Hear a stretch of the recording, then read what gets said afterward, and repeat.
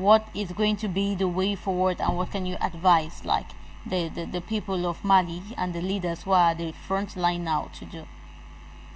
The first advice I want to give to Assimi Goita, Mamadi, and all the likes who may follow behind their footsteps is that the first thing when they get into the place of decision making, they should start learning to seek the solidarity with the Africans in the diaspora.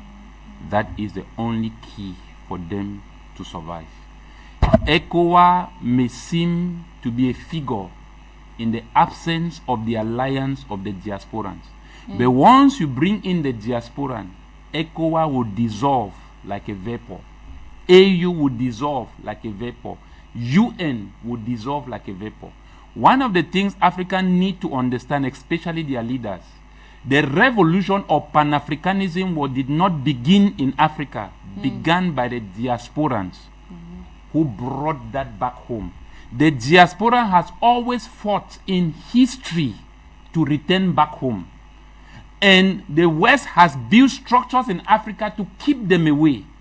If Africans learn to establish alliance with the diasporans, we will succeed in Africa. I'm saying so is because I've been on two sides. I know what I'm talking about. Sure. Once the diasporans come in, the IMF, the UN, the AU, the ECOWAS, all of them will dissolve. You see, when people are united, that's what we talk about sovereignty. Yeah. Sovereignty is not with the people who are divided. So the division in Africa away from the member states, the Africans being divided from Africans, was done intentionally. This is very important for us to understand. They have created a wall whereby the Africans in the diaspora cannot access Africa because Africa is very disunited. Africa is very disorganized. Africa has not gotten to that position where it recognizes the other Africans who have the mandate to chase out imperialism in Africa. Like I said before, change in Africa will never come from our leadership, will never come from our government, will never come from these leaders. Change in Africa will only come from the masses. You must understand the power of the UN. The power of the United Nations is not the United Nations, it's the people. The power of every nation is not the government, it's the people. And that is why you need to keep the people in a certain condition in order to control the people. When you talk about democracy in Africa, it's like you keep a people down hungry for 20 days, and then there are 200 of them. Put a plate of food in front of them. You realize that each of them will come out from 200 different angles fighting one thing. So to bring democracy to an underdeveloped people is an abuse of democracy, and that is the birth of tribalism in Africa. And they know that. That's why they did it intentionally. And they are imposing on Africans to use democracy because they understand that each time you call out for an election, the people will always come out in divided ranks because they are underdeveloped and they are poor people. So you can always control them because you know their condition, that they have lived in abject poverty, like the UN gives statistics of lesser than $1 a day.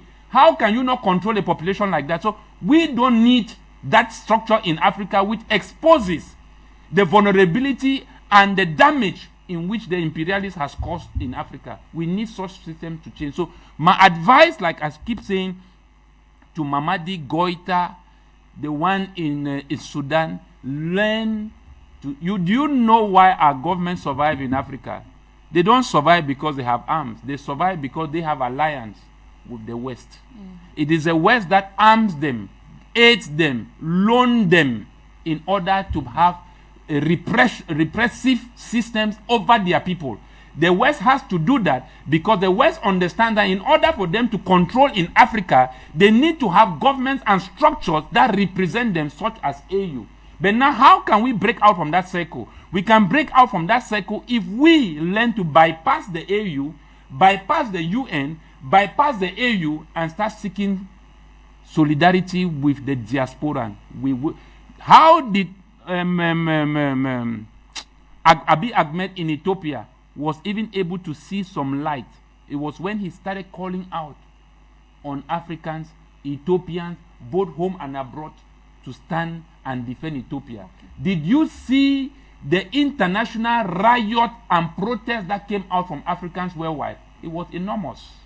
What I'm saying here is that until Africa will learn to establish that link which was broken down intentionally by the evil one or the children of the devil, if we do not, the curse will still remain upon the heads of Africans, because they have refused to acknowledge the reconciliation with their brothers and sisters who are in the diaspora. And they are like the prodigal son. When they come back home, they will be the heirs. They are the only one breed of Africans that are capable enough to send out the imperialists. Because, like I said, how do we need the IMF? We needed the IMF because we are disunited.